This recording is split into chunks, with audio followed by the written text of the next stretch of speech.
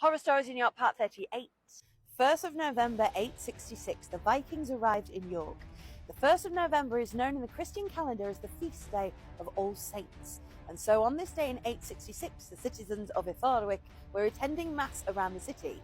Little did they know that their enemy was making their way up the great Roman road towards them.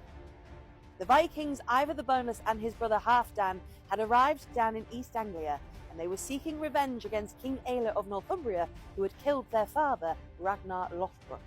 The legend is that Ragnar was executed by being thrown into a pit of snakes.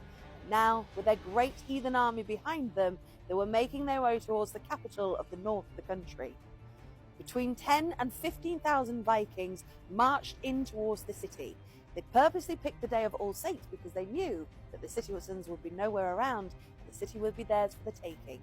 According to the Anglo-Saxon chronicles, they broke into the city and there was an unmeasurable slaughter of Northumbrians. Ragnar's sons would claim the victory and they would change the name of the city from the Anglo-Saxon Iffordwick to the more Viking-sounding Jorvik, though it would be a year later before they were able to extract their revenge on King Aelle. When the king was captured, he was subjected to the most brutal of Viking tortures, the Blood Eagle. The victim's back would be exposed, as a blade would slice down either side of the spine, sawing through the ribs.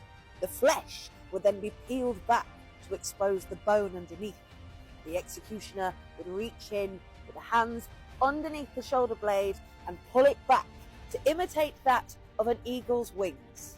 The victim would die an excruciatingly agonizing slow death.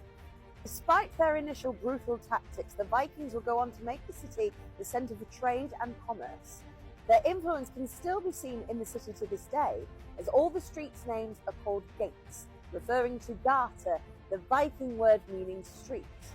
They would reign for less than 100 years, but their impact would be forever prevalent.